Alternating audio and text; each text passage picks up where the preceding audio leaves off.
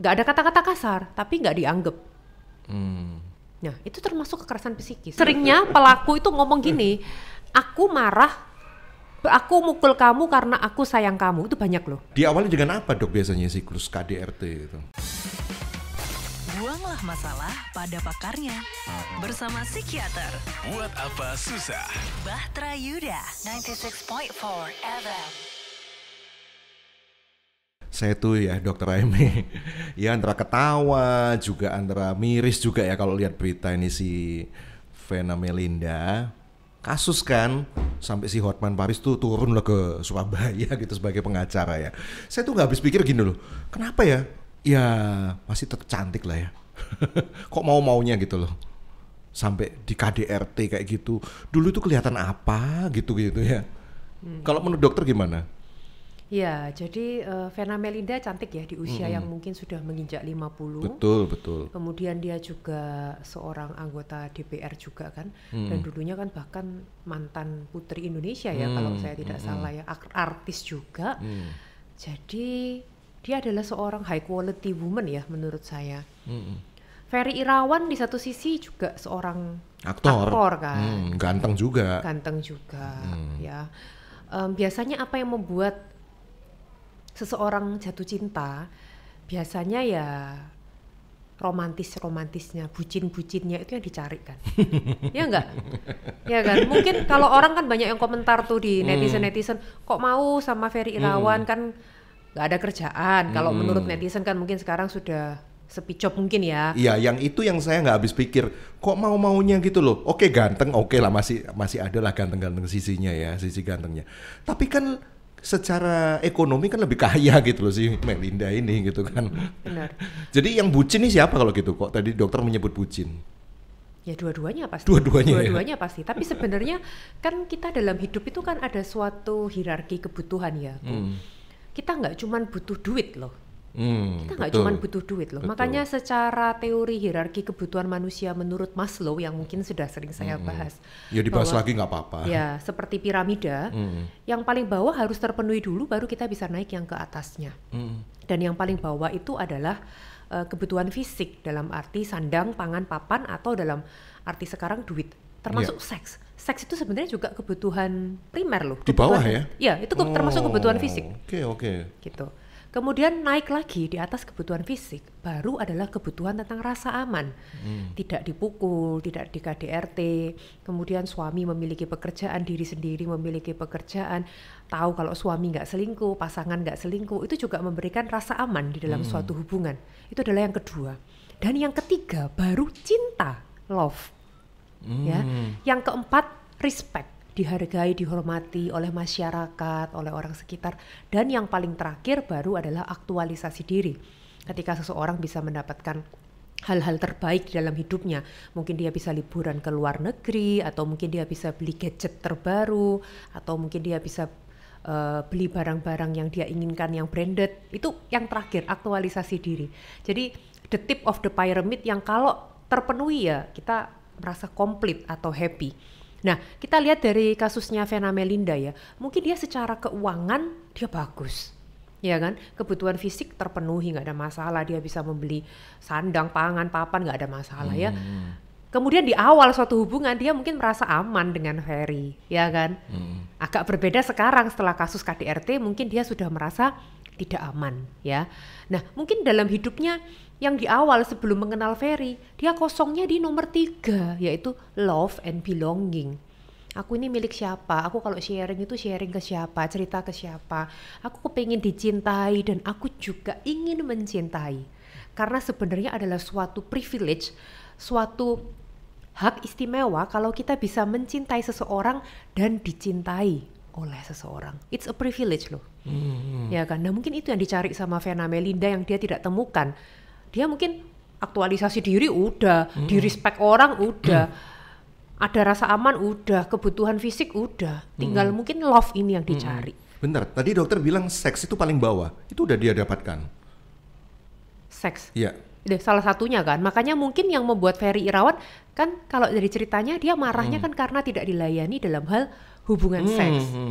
Ya, seks itu sebenarnya merupakan suatu kebutuhan yang termasuk di dalam kebutuhan fisik loh. Kalau secara teori ya, begitu. Nah, tapi yang sangat disayangkan kan bukan berarti kalau kita tidak dilayani atau tidak mendapatkan seks lalu kita berhak untuk melakukan kekerasan. Nah, itu kan yang nggak boleh, karena seks itu harusnya kan suatu tindakan yang dilakukan oleh dua orang. Gitu. Suka sama suka dan menyenangkan dan gitu. Mau bukan sama dengan mau. paksaan. Gitu. Betul.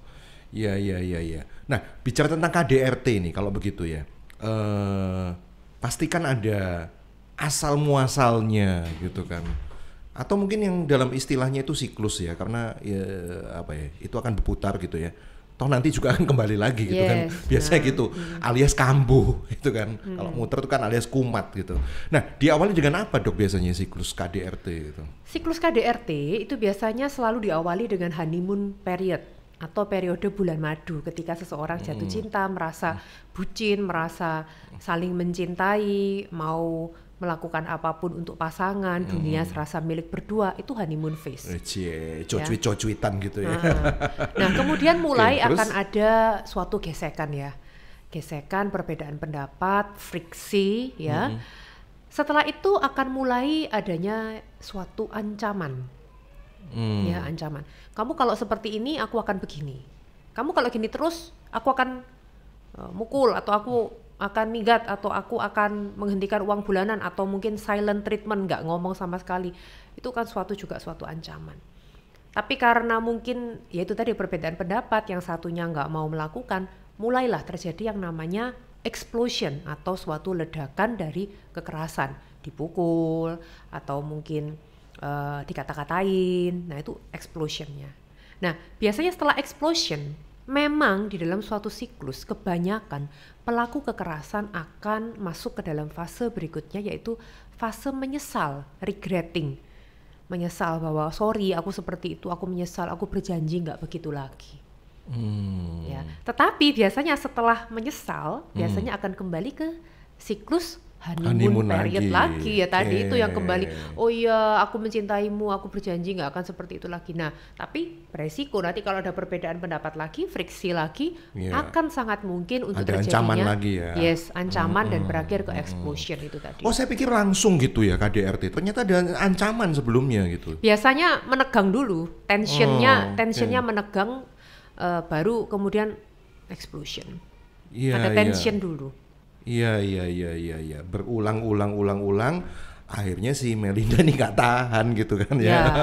Makanya kan kalau kita lihat kejadiannya ini tidak hanya dialami oleh Vena Melinda ya, dan ternyata kan pernah dialami oleh mantan istri dari Ferry Irawan kalau kita baca di berita ya. Jadi Ferry Irawan cerai dengan istri sebelumnya pun juga karena KDRT ternyata.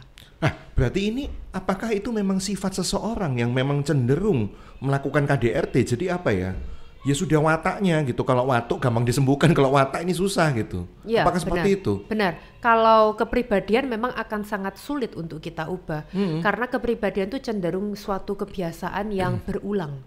Sehingga kalau biasanya dia ada problem ini, dia akan melakukan cara penyelesaian masalahnya seperti apa. Nah, kalau cara penyelesaian masalah itu yang diulang-ulang, maka akan menjadi suatu kebiasaan. Dan kebiasaan yang diulang-ulang akhirnya menjadi suatu kepribadian. Jadi kalau kita mau mengubah kepribadian agak sulit, karena ini dibentuknya bertahun-tahun dari bagaimana cara dia menyelesaikan masalah yang diulang-ulang.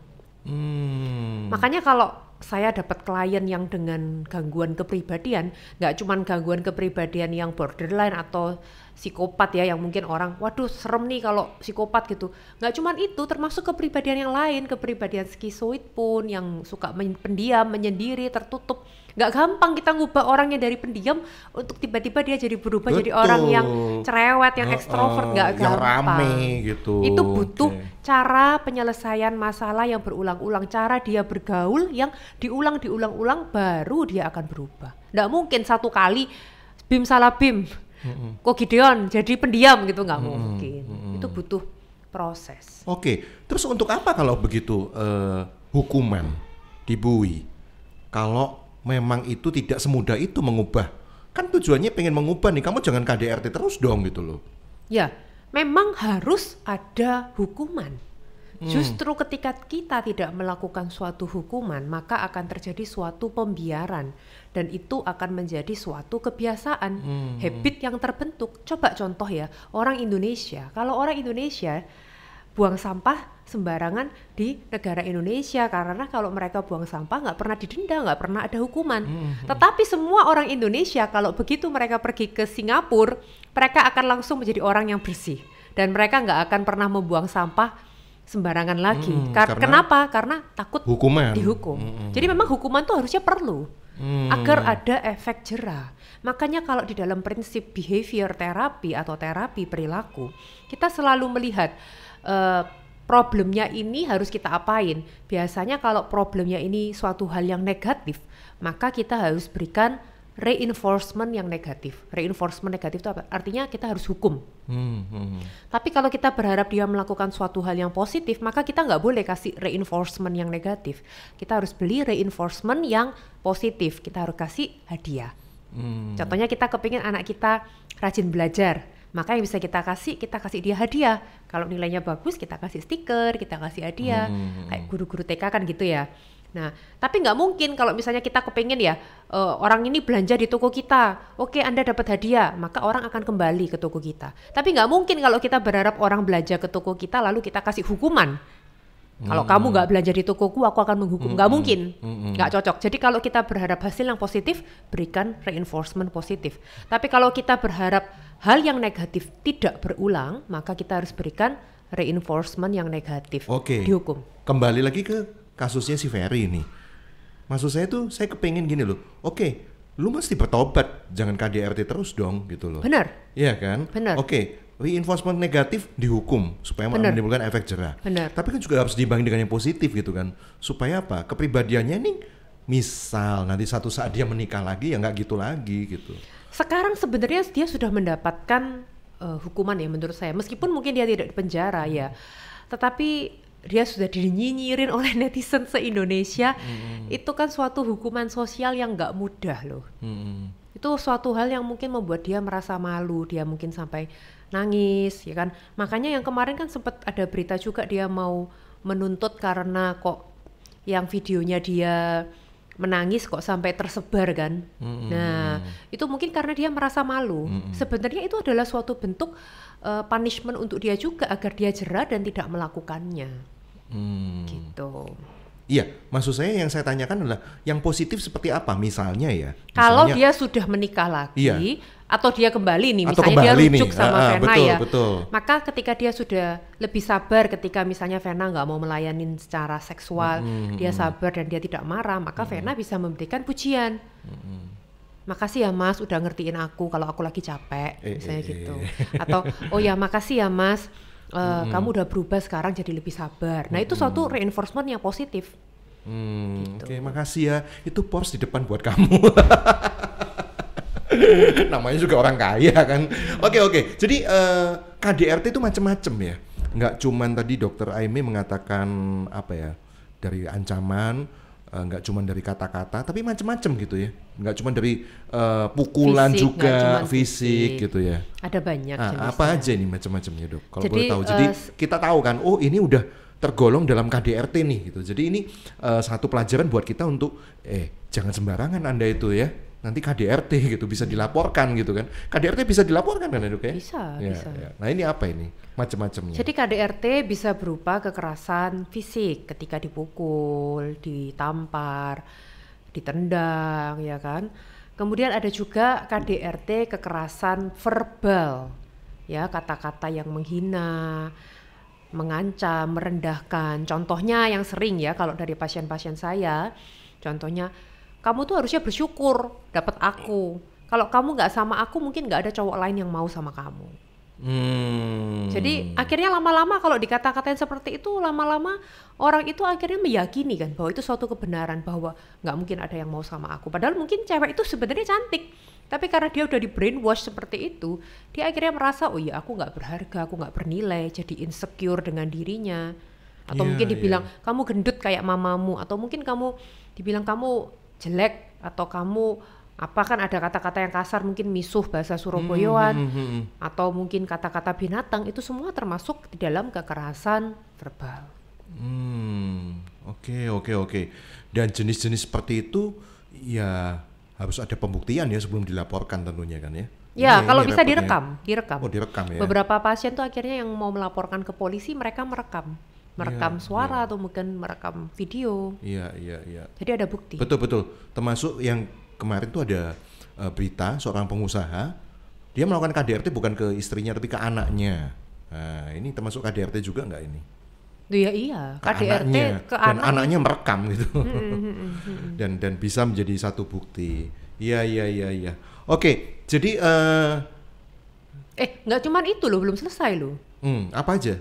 Ada lagi? Tadi fisik, verbal, kemudian seksual. Ini nih. Kekerasan seksual termasuk misalnya Sampai batas mana ini yang disebut kekerasan dalam rumah tangga dalam jenis seksual ini? nggak harus dalam rumah tangga, dalam hal hubungan pacaran pun kan bisa terjadi kekerasan seksual. Misalnya nggak mau ML, dipaksa untuk ML sama pacarnya, itu termasuk kekerasan seksual. Pemerkosaan dong. Iya. Meskipun itu orang yang disayang, dan termasuk dalam hal suami istri memang sih kewajiban istri untuk melayani suami, tapi juga istri juga berharap suami memberikan pengertian kan kepada istri bahwa dia melakukan itu bukan hanya sekedar objek seks. Istri itu nggak suka loh kalau diperlakukan sebagai objek seks. Istri itu maunya diperlakukan sebagai subjek, bahwa aku mau sama mau untuk melakukan hubungan seks. Oh, subjek, bukannya partner. Loh, ini kan subjek, aku mau subjek, bukan aku sebagai objek, aku diperlakukan seperti itu. Iya. Ini menjadi masalah karena kebanyakan laki-laki ini menjadikan wanita itu hanya sebagai objek gitu ya. Ya. Kemudian yang terakhir adalah kekerasan finansial, ketika mungkin morotin uangnya istri, yang lakinya mungkin nggak kerja, morotin uangnya istri, ini kan termasuk dibuat judi. Iya, waktu Ferry kan, waktu Ferry itu juga kan ya, kasusnya kayak gitu. Ya mungkin kadang kalau memang kondisi suami nggak memungkinkan untuk bekerja mungkin masih bisa diterima ya. Tapi kadang beberapa kasus dari pasien-pasien saya itu ada juga yang sampai terlibat judi, berhutang sana sini tanpa sepengetahuan istri. Ntar tiba-tiba istrinya yang ditagih, itu termasuk kekerasan finansial. Dan yang terakhir kekerasan psikis ya, psikis juga. Seperti apa itu? Kekerasan psikis itu kalau misalnya silent treatment, nggak diajak ngomong, mas makan mas, diem aja nggak mau ngomong. Nggak ada kata-kata kasar, tapi nggak dianggap. Nah, itu termasuk kekerasan psikis. Atau mungkin selingkuh, disuruh, ya nggak kasar, nggak. Ya udah, aku memang maunya selingkuh. Kamu mau terima, aku ya terima, sampai akhirnya istrinya stres. Itu termasuk kekerasan psikis. Ya hati-hati nih ya. Kalau Anda selingkuh, Anda bisa dilaporkan loh ini. Kekerasan psikis gitu ya. Ya. Baik, itu jenis-jenis kekerasan yang nantinya itu bisa dilaporkan dan ya harus ada bukti, itu loh yang paling penting gitu ya. Nah, gini Dok, pertanyaan saya yang terakhir. Kok selama ini yang dibahas tuh KDRT selalu wanita yang jadi korbannya, pelakunya adalah laki-laki. Kalau dibalik, mungkin nggak? Ada kan kasus kayak gitu? Ada, nah, ya ada. Ini bagaimana? Apakah terjadi pola yang sama? Sama, dan polanya penyebab yang sama gitu? Biasanya polanya sama, penyebabnya sama. Kekerasan tidak hanya dilakukan oleh laki-laki ke perempuan. Perempuan yang kekerasan kepada suami ada nggak? Banyak juga. Banyak, beberapa kasus juga ada yang konsultasi ke saya juga ada. Sebenarnya kalau seseorang emosionalnya tidak stabil dan sampai melakukan kekerasan, kita lihat dulu ya penyebabnya kenapa. Karena penyebabnya kan banyak. Bisa dari kepribadiannya dia yang memang bermasalah, mudah marah, mudah meledak, impulsif ya kan. Atau bisa juga ada sesuatu di otaknya. Apa itu? Ya, contohnya yang terjadi mungkin di Ferry Irawan ya. Kalau kita baca di berita kan dia mengalami gangguan pembuluh darah otak yang pecah ya, atau sempat minta donasi waktu itu ya, kan. itu kan sebenarnya ya semacam stroke ya.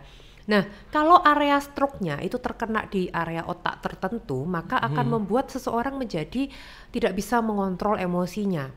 Terutama area prefrontal cortex ya, atau area depan kita ini ya, yang mungkin nonong ini ya, dahi yang nonong.